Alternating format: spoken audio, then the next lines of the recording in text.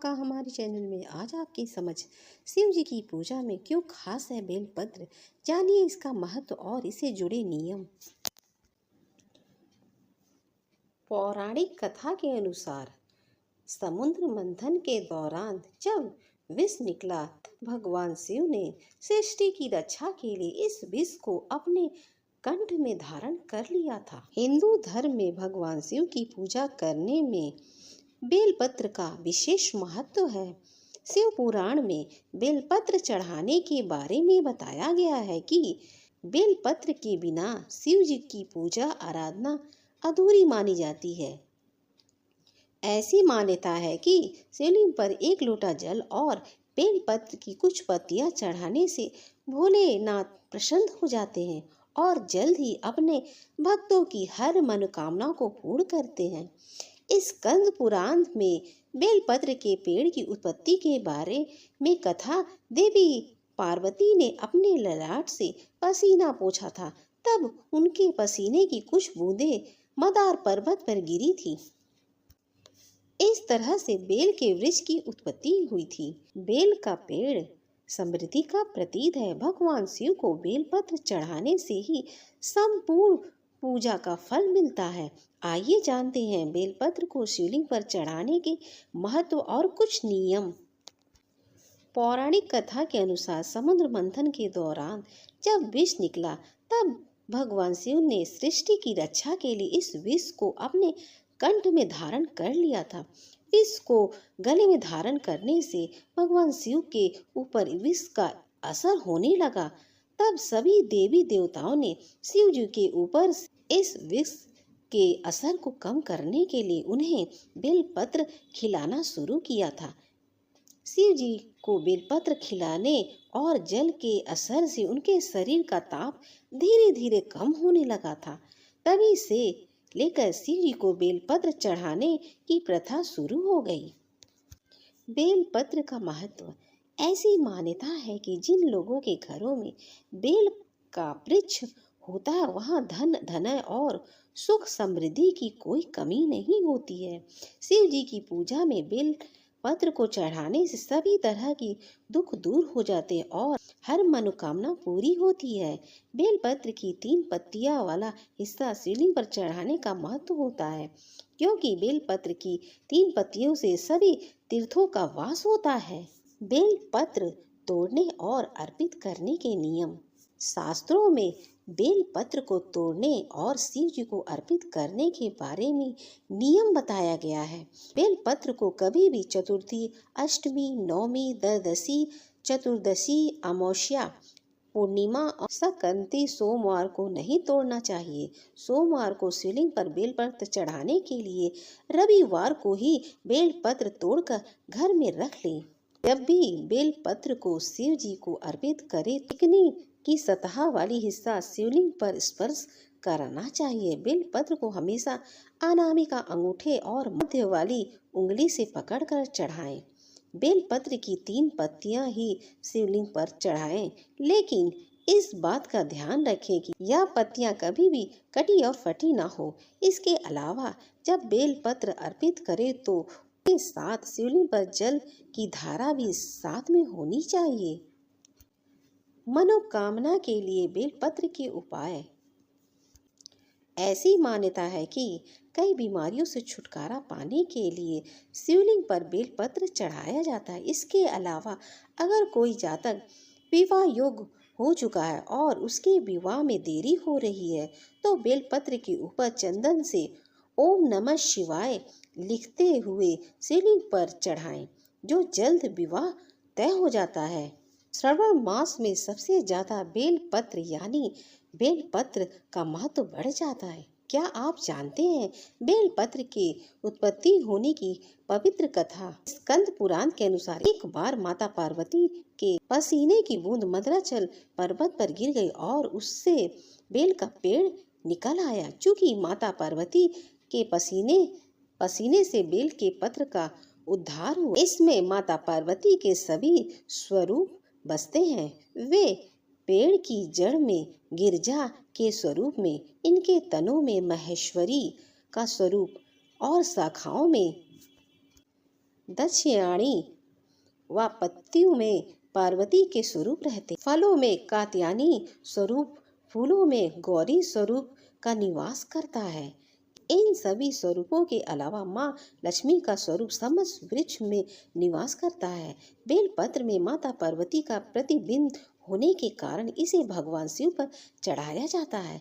भगवान शिव पर बेल पत्र चढ़ाने से वे प्रसन्न होते हैं और भक्तों की मनोकामना पूर्ण करते हैं। जो व्यक्ति किसी तीर्थ स्थान पर नहीं जा सकता, अगर वह श्रावण मास में बेलपत्र के पेड़ के मूल भाग की पूजा कर उसमें जल अर्पित करे तो उसे सभी तीर्थों के दर्शन का पुष्प मिलता है। अगर मेरी वीडियो आपको अच्छी लगी तो हमारे चैनल को सब्सक्राइब करें। नमस्कार दोस्तों, स्वागत है आपका हमारी चैनल में। आज आपके समझ सोमवार व्रत विधि, महत्व एवं कथा आपके समझ प्रस्तुत कर रही हूँ।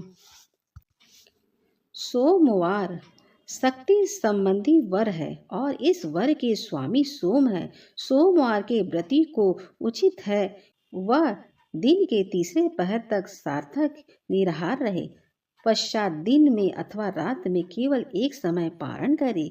इसमें फलाहार आदि को कोई नियम नहीं है। सोमवार के व्रती को यथा संध्या शक्ति शिव पार्वती का पूजन करना योग्य है। सोमवार का व्रत 3 प्रकार से किया जाता है। एक तो साधारण, चाहे प्रत्येक सोमवार को किया करे, अर्थात प्रदोष सहित सोमवार को, अथवा गिनकर 16 सोमवार का भी व्रत करे। सभी विधि एक ही है।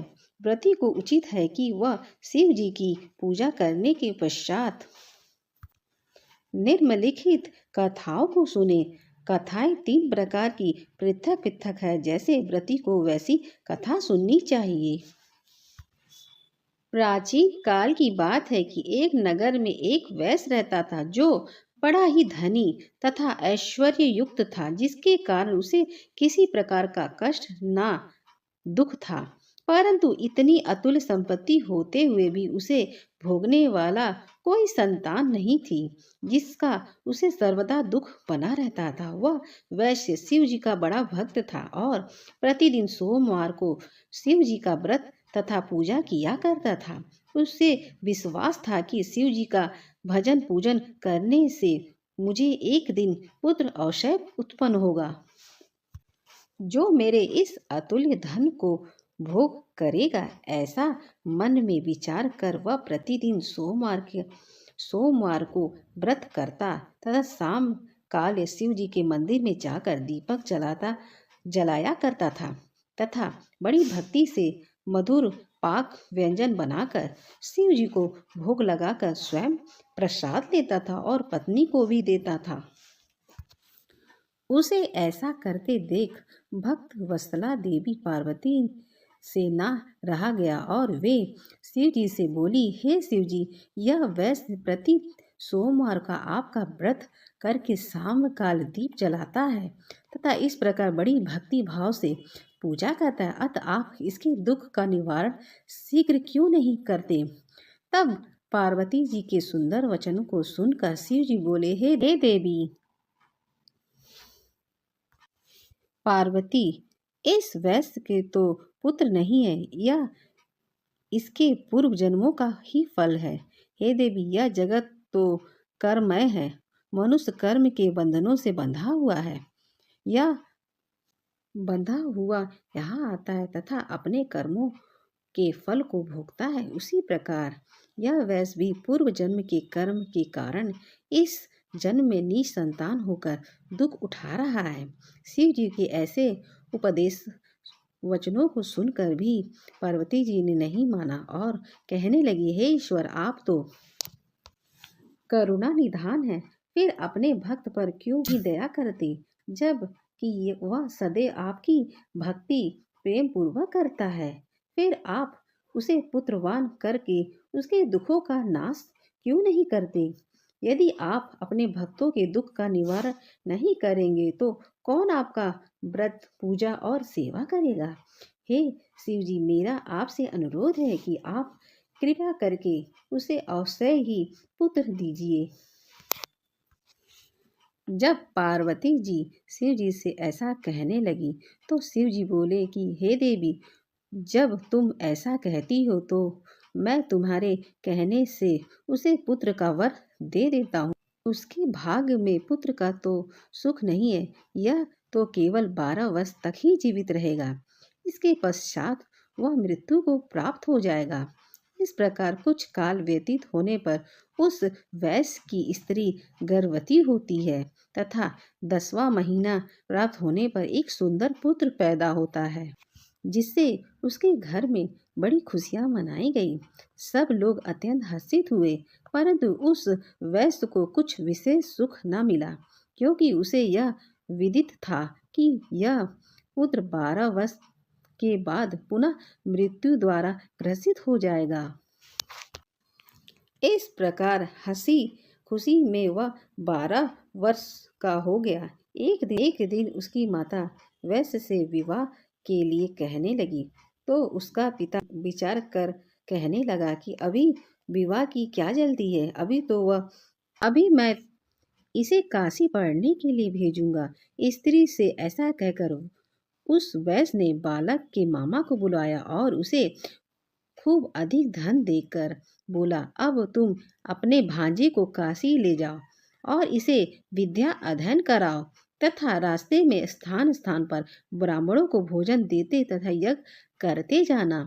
इस प्रकार वे दोनों मामा भांजे स्थान स्थान पर ब्राह्मणों को भोजन देते तथा यज्ञ करते हुए एक नगर में पहुंचे।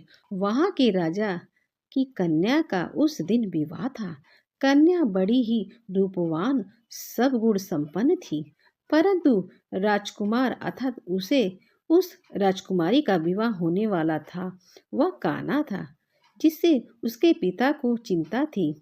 परंतु जब उसने वैश्य के पुत्र को देखा तो बड़ा ही रूपवान था, तो विचार कर उसके मामा से कहने लगा, यदि थोड़ी देर के लिए आप अपने भांजे को मुझे दे दीजिए तो आपकी बड़ी कृपा होगी।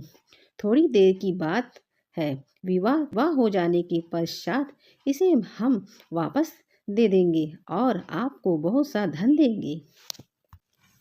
फिर तो बालक के मामा ने स्वीकार कर लिया। वर का पिता उसे वर बनाकर मंडप में ले गया और विवाह का समस्त कार्य बड़ी दक्षता से संपन्न किया।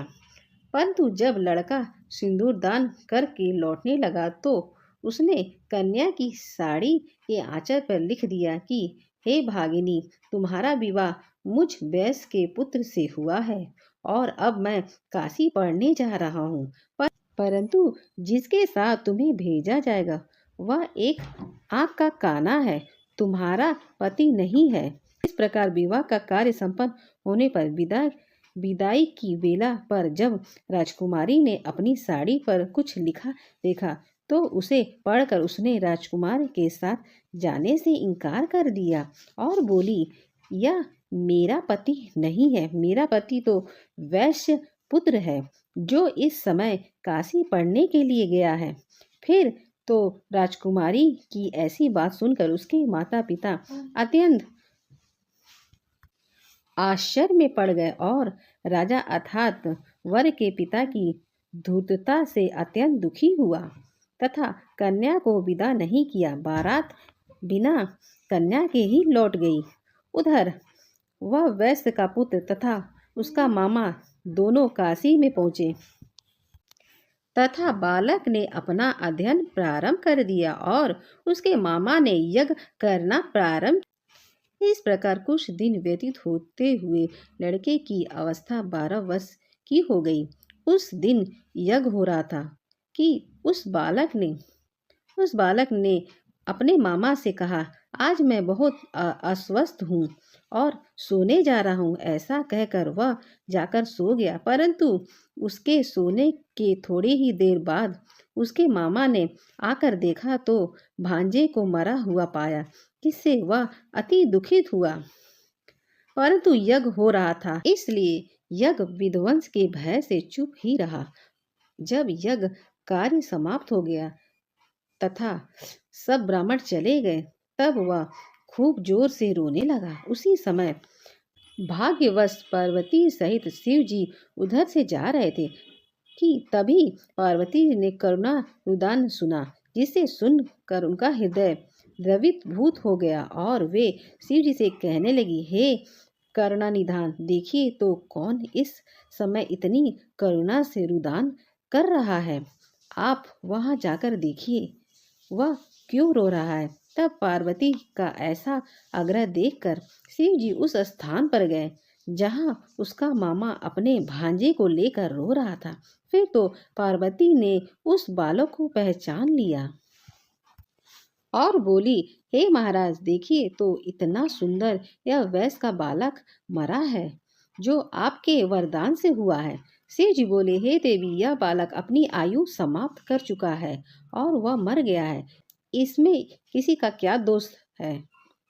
पार्वती ने कहा, हे देव देव, हे करुणा निधान शिव जी, जैसे आपने इसे अब तक 12 वर्ष की आयु दी, वैसे ही जीवन प्रयत्न के लिए और आयु दे दीजिए, नहीं तो वह वणिक पुत्र के वियोग में मृत्यु को प्राप्त हो जाएगा। तब पार्वती के ऐसा कहने पर शिव जी ने वणिक पुत्र को जीवित कर दिया। इस प्रकार वह शिव जी के वरदान से जीवित हो गया और शिव पार्वती पुनः अपने धाम को अंतर्ध्यान हो गए। फिर कुछ दिनों के पश्चात वह बालक अपने मामा के साथ अपने नगर की ओर चल पड़ा तथा चलते चलते पुनः उसी नगर में आया जिस नगर में राजकुमारी के साथ विवाह हुआ था। वहां पहुंचकर उसने यज्ञ कर ब्राह्मणों को भोजन दिया, जिससे भोजन करके जाते हुए पंडितों द्वारा राजा को यह खबर लगी कि काशी में कोई वैश्य पुत्र आया है जो यज्ञ कर ब्राह्मण को भोजन दे रहा है। जब राजा उसे देखने के लिए गया और वहां पर उसने स्वयं अपने जमाता को देखा तो अति प्रसन्न हो आदर के साथ अपने महल में ले आया और कुछ दिन तक रखकर खूब मान सम्मान दिया और पुत्री मान दहेज सहित उसके साथ विदा कर दिया। तब वह वणिक पुत्र स्त्री सहित मामा के साथ अपने नगर की ओर चला। जब वे लोग घर के थोड़ा नजदीक आए तो मामा ने कहा कि मैं जाकर पहले अपनी बहन को तुम्हारे आने की खबर दे आता हूँ, जिससे वे वधू सहित तुम्हारा स्वागत करें। उधर वह वैश्य अपनी स्त्री सहित छत पर जाकर बैठा था। यदि मेरा पुत्र काशी से लौटकर नहीं आएगा तो हम लोग यहीं से कूदकर प्राण दे देंगे। परंतु जब साले ने जाकर कहा कि आपका पुत्र कुशलता से अपनी स्त्री के सहित आ रहा है, आप लोग विधिवत उसका स्वागत कीजिए। साले की ऐसी बात सुनकर वे लोग अति प्रसन्न हुए और बड़े आदर के साथ पुत्र और वधू का स्वागत किया और अति प्रसन्न होकर सोमवार व्रत करके शिव जी का विधि विधान पूजा वंदना किया। जो मनुष्य सोमवार का व्रत कर शिव जी का पूजा करता है और इस कथा को पढ़ता या सुनाता है, सब कष्टों से छूटकर अपने मनोरथ को पाता है। अगर मेरी वीडियो आपको अच्छी लगी तो हमारे चैनल को सब्सक्राइब करें।